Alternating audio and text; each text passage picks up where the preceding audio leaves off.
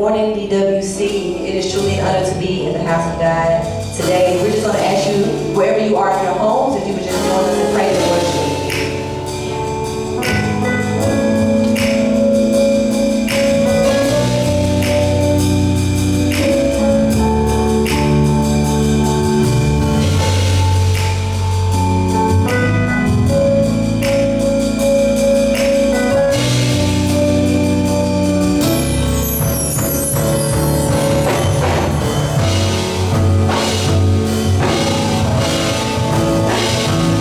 Oh,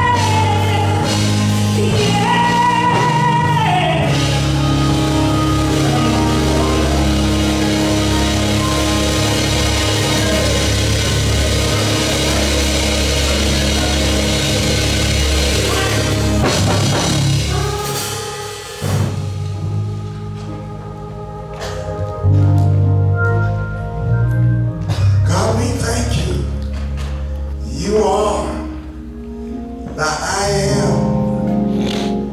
So God, sit with us. Pour into us. Fill us. Heal us. Deliver us. Wash us and cleanse us and renew us and mold us and make us and shape us and touch us. But whatever you do, don't let us leave here the same way we came. We thank you, God. We honor you. Now speak to our hearts. Grant that you see me stand in the need of most. We'll be so careful to give you all the honor and glory and praise. And all the people of God said, amen. Welcome to Destiny Worship Center. We greet those of you who are locally, those of you who are internationally. As you sign on, please let us know what country, what state you're viewing us from. As we turn to 1 Chronicles, the 4th chapter and the 9th verse. God, I thank you. What a mighty God we serve. Angels bow before you. 1 Chronicles, the 4th chapter, the 9th and 10th verses. I'm going to ask that you would stand wherever you are, living rooms, kitchens, kitchenettes, dinettes, bedrooms, garages, man caves, she caves. Stand as we read the word of God. 1 Chronicles, chapter 4, verses 9 and 10. It says, and Jabez was more honorable than his brethren, but his mother called his name Jabez, saying, because I bear him with pain and sorrow. But Jabez called on the God of Israel, saying, oh, that you would bless me indeed and enlarge my coast, and that your hand might be with me, and that you would keep me from evil. And God granted him all that he requested. We're continuing our series. You got the wrong one. And our subject of today is, when I pray, something's going to happen. When I pray, something is going to happen. Go on and put it into the atmosphere at home. When I pray, something is going to happen. Today, as we glean through this text, we want to focus on the fact that there is a propensity for the saints within the Christian community to try and hide the fact that sometimes things are not as they seem. That sometimes we fall. That sometimes we have shortcomings, and sometimes we miss the mark and mess up and foul up and goof up. And because we aren't perfect, we do any and everything to try and keep people from knowing we got some issues. So we play dress up.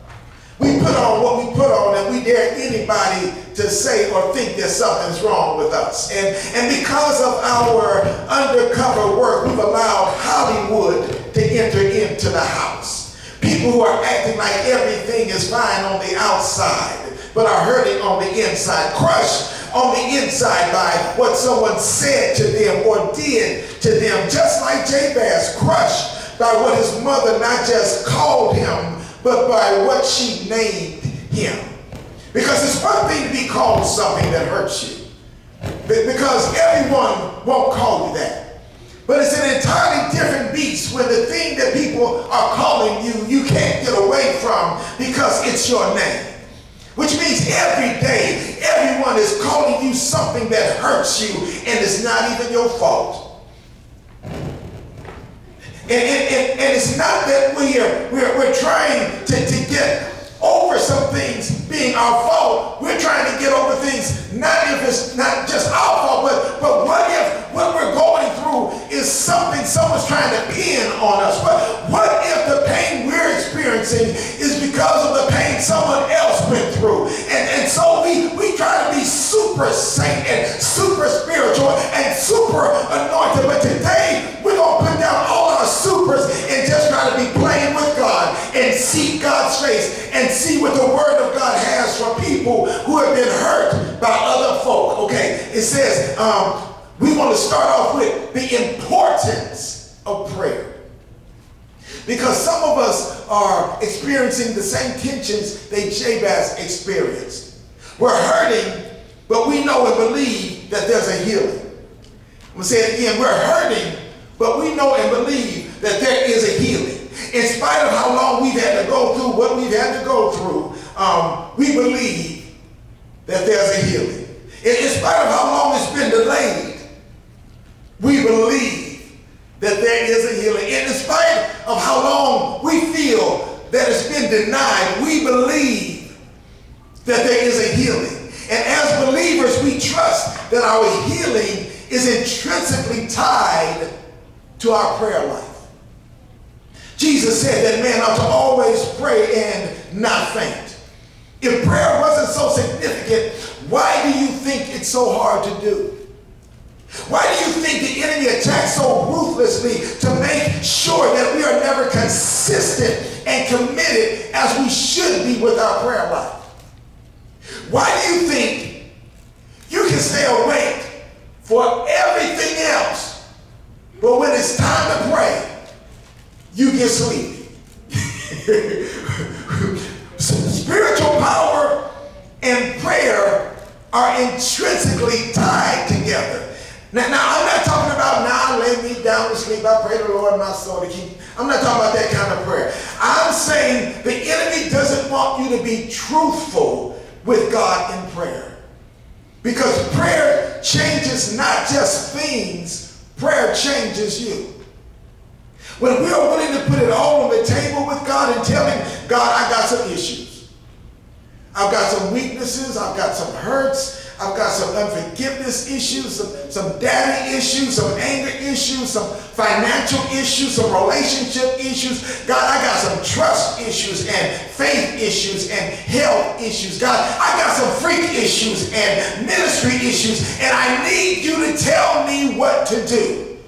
I need you to tell me where to turn. I need you to tell me where to go. I need you to tell me how to handle it because I'm hurting, but I know there's a healing.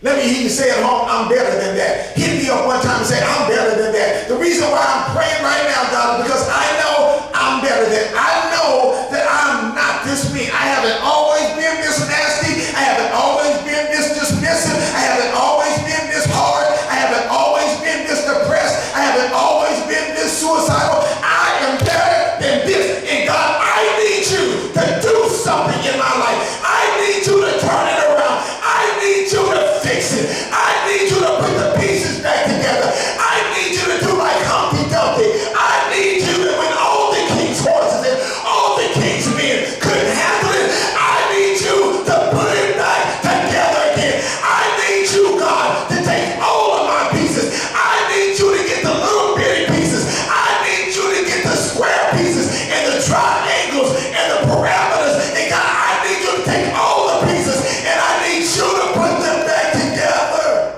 Oh, God. Put them back together again. I'm looking at the text and Jabez is put in a place where he realized he didn't have it within himself to accomplish what he desired. And he didn't know anyone else who could do it for him except God. Sometimes when you take a look at what you're going through and what you're experiencing and what your heartaches and the loss you've endured and the debt you've accumulated, the problem you can't solve. You have to be honest with yourself and take a step back and say, this is a job for God. I'm not strong enough, I'm not smart enough, I'm not fast enough, I'm not rich enough or influential enough. This right here is a job for God. That's what the woman with the issue of at the well was thinking. That's what the 10 lepers were thinking. That's what Shadrach, Meshach, and Abednego were thinking. That's what Elijah was thinking. That's what Hezekiah was thinking. They were thinking, this right here, this is a job for God. I think one of the reasons why we go into dark places where it's hard for us to get out, depressed places, is because we refuse to give God the thing that we can't handle. And we keep trying to handle something, here it is, that belongs to God. Because when you prayed all that you can pray and done all that you can do and fasted all that you can fast, there are times when you've done all that you can do that you need to turn it over to God. And I submit on this morning that you need to just think about it. And you need to hit me up one time and say, this is a job for God. You need to think about what that thing is and say, this is a job for God. My marriage, that is a job for God. My relationship, that is a job for God. My children, that is a job for God. This pandemic, that is a job for God. So the first thing that prayer acknowledges is that certain things are a job for God. Jabez called on God and he asked God for a favor. He says, I trust you enough to be generic in my prayer, but specific in who I'm praying to. He was generic in his prayer, but specific in who he was praying to. In other words, God, I don't need to tell you everything that's on my mind and my heart. I just need you to bless me. I don't need you to tell you specifics, God. I just need you to bless me. The reason why Jabez had so much confidence was because he knew he was starting in the correct position to receive the favor of God. Grace is receiving what you don't deserve. Jabez understood that the blessing of God begins with the graces of God. Let me give it to you again. The blessings of God begin with the graces of God. Ephesians 2:8-9 tells us, for by grace are we saved through faith, not of ourselves is the gift of God, not of works, lest any man should boast. Ephesians 4:16 tells us, let us therefore come boldly to the throne of grace, that we might obtain mercy and find grace to help in the time of need. Jabez said, look, don't get it twisted. I know I'm flawed. I know I have issues. I know I got family failures. I know I have destructive generational decisions in my past. But I also know that God's grace is sufficient for me. That when I'm weak, he's strong. That when I'm hurt, he's healing. That when I'm down, he's my deliverer. Put your hand on your heart right now and scream real quick, Christ, Christ. Put your hand on your heart and say, Christ. Hit me up one time and say, Christ. I don't need a handout, I need grace. I don't need you to pull me up, I need grace. I don't need you to pat me on my back, I need grace. I don't need a welfare check, I need Christ, the grace of God. I'm looking at it, because Jay doesn't say, I don't deserve it. I don't deserve it, but I'm grateful for it. I'm grateful that God doesn't hold my sins over my head. I'm grateful that he looks beyond my faults and sees my needs. I'm grateful that God has a short memory. I praise him like I do because every day when these big old eyes wake up, it's another day of grace. Let me hear you say, grace. God told me to tell you that as your prayer life grows, your territory is going to have to expand.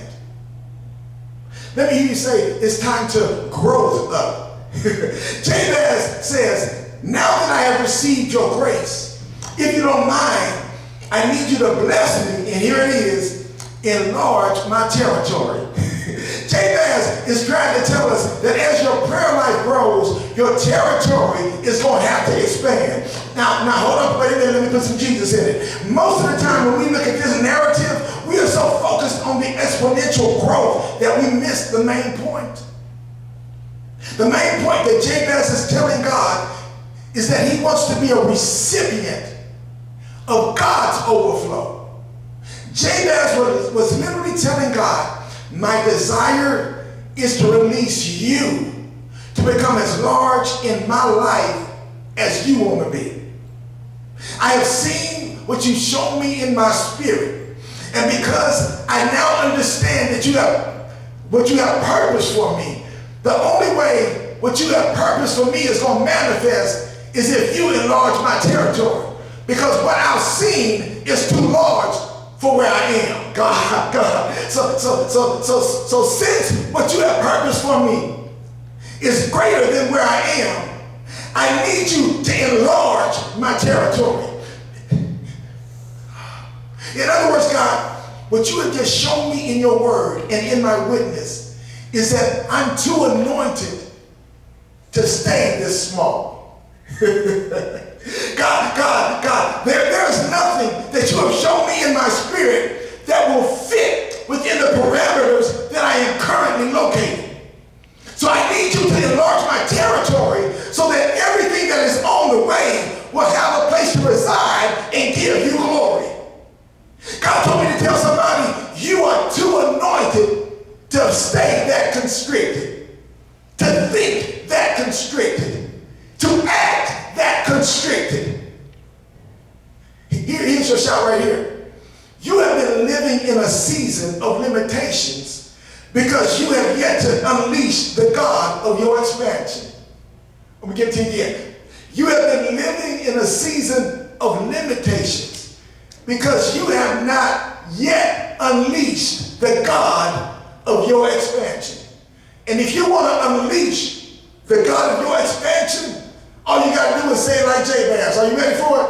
Let me hear you say, enlarge my territory.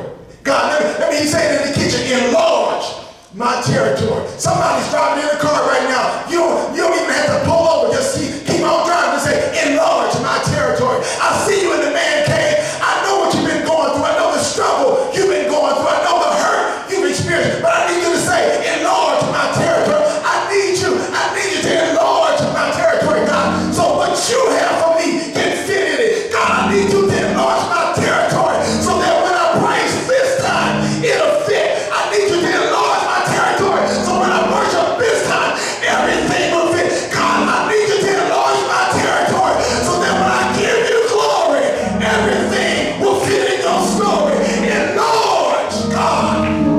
Enlarge my territory. God. Let me do a drive-by right quick, because it's really important for all of us to understand that there are two sides to every coin. And while God desires to bless us, the enemy desires to sift us. And just in case you aren't familiar with Jabez and his mama, she named him out of her pain. So she named him Jabez, which means sorrowful or painful. His mother names him pain, distress, sorrowful because of what she had gone through. In other words, his mother tried to cripple her son because she was wounded. His mother tried to inflict pain on her son because hurt people even if they're related, even if they're blood, even if they grew up together, even if they were best friends, even if they gave birth to you. Stick a pin right there, but be careful of people who operate out of their wombs. Be careful of people who become poisonous when they're in pain. Be careful of people who become bitter when they get bit. That's all I want to tell you right there. But watch out for people who haven't reconciled their past, so they don't want you to have a future. Because one of the worst things that can happen as you are driving up the Kings Highway is to get hijacked, not by a hijacker, but by the person in the passenger seat. That's why 1 Peter 5:8 says, be sober and be vigilant, because our adversary is always looking for an angle. God, that's good. So now, because of the pressure that was put on Jabez not to become what he had been labeled, it invoked and provoked conflict. Because Jabez was trying to not to experience the pain that his name said he should be experiencing. And some of us have been named something, labeled something that we're trying to get out from under. And we're trying to get out from under it, but people keep calling us it. And we're trying to figure out, what do you do when you're trying to get out from under the residue of a cursed name? Let's deal with Jabez right quick. Because he had to deal with the trauma and the drama of being given a name that became a nemesis. I submit that because of his name, he suffered in 3 areas, and I'll be done. He suffered emotionally, he suffered physically, and he suffered spiritually. As we take a microscopic look at Jabez's plight, there are certain assumptions we can make. One of those assumptions is that because of the load that had been placed on his shoulders, there had to be times when he had become emotionally depleted. When he looked around for a daddy to guide him and found none.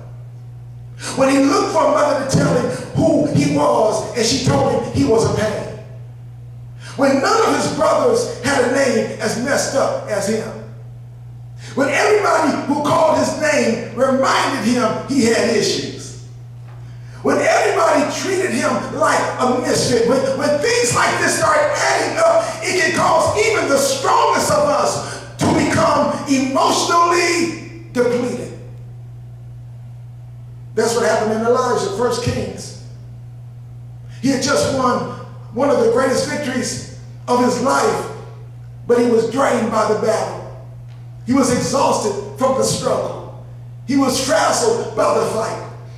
Because of this, he was in an extremely fragile state of mind, and he gets the distressing news that Jezebel has just sent word from a messenger that by this time tomorrow, you're going to be dead. And Elijah sits down up under a juniper tree and tells God, just kill me. Because he's mentally depleted. He's frustrated and he's depressed. The Bible says he has a pity party, and I love God. Watch this. God lets him get it all out of the system. He let it get all out of the system. And then God says, Elijah, I know you feel like you're all by yourself. I know you feel like everyone has forsaken you. I know you feel like a runaway child running wild.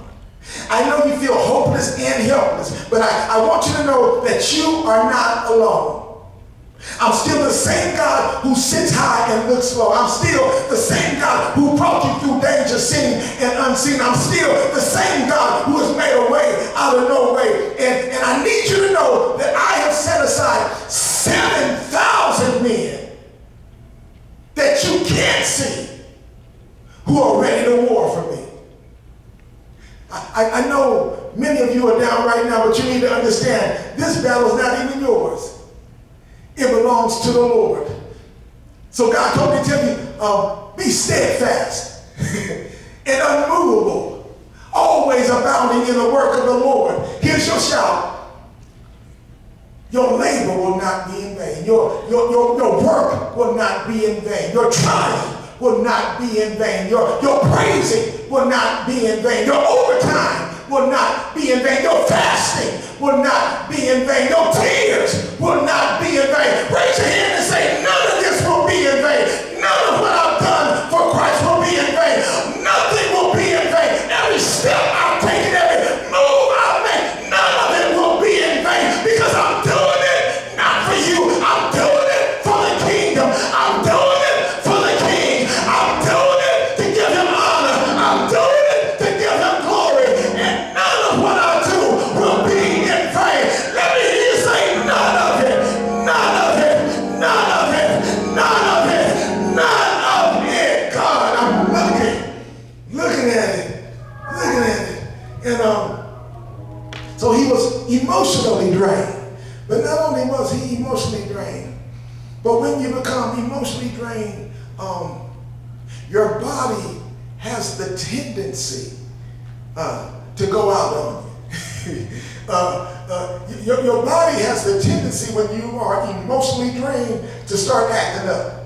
And you'll find yourself having migraines and backaches and stomach aches and ulcers, all because you were emotionally drained. So what do you do? What do you do when your body is giving out under the strain that your mind is under? You do like Jeremiah in the 18th chapter. Jeremiah said, God, I need you to put me on the wheel like the potter and make me over again.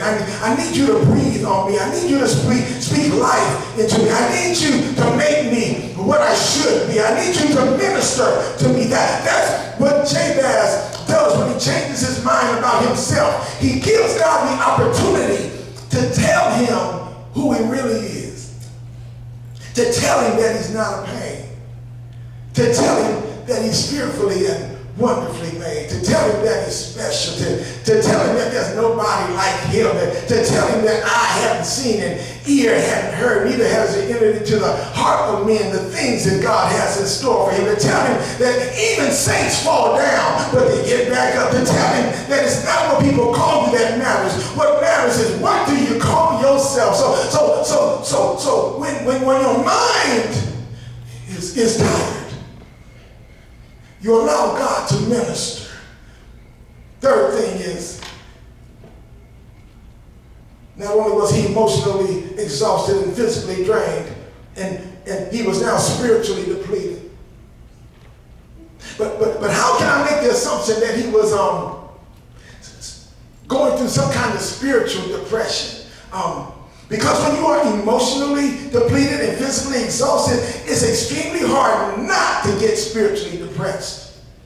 Even Jesus had a Kodak moment. Y'all remember that? Don't you remember when Jesus left the disciples to go away and pray? And Jesus said, if you don't mind, let this cup pass from me. Y'all remember that? But because Jesus was both human and divine, that was the humanity in him speaking. But then the divine part kicked in and said, but not my will, but your will be done. That's what needs to happen in the life of the believer. You need to let it kick in the second gear and say, God, not my will, but your will be done. I'm tired, but not my will, but your will be done. I'm frustrated, but not my will, but your will be done. I'm agitated, but not my will, but your will be done. Because if my will is done, I'm going to cuss everybody out. So God, I need your will to be done. God, if my will is done, I'm going to run somebody over, but I need your will to be done. God, if my will is done, I'm going to do something crazy. So God, I need your will, God, to be done. I'm done. And I was looking at this and I was saying, how do you wrap this up, God? And God said, remember when your dryer was moving all over the room with the washer and the dryer, and every time that we get to a certain level, going real fast, the dryer would just start moving.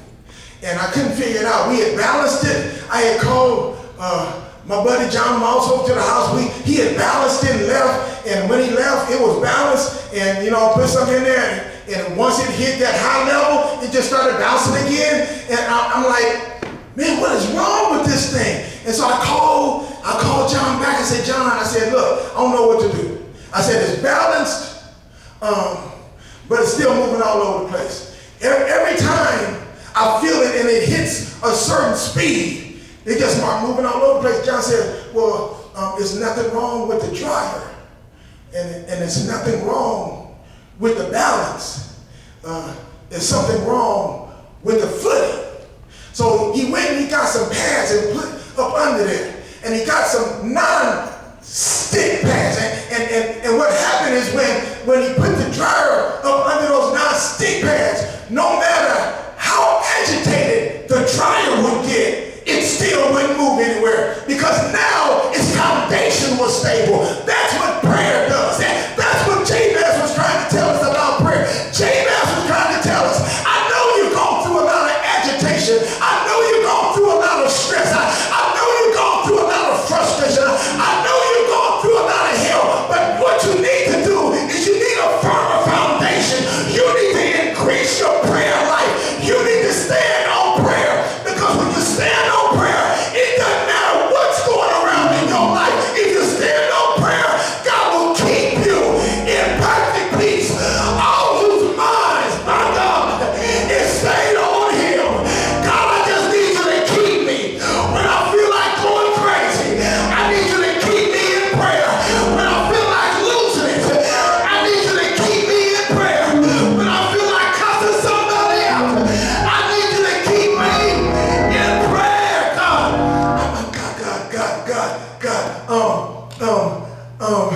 I really want to end with that.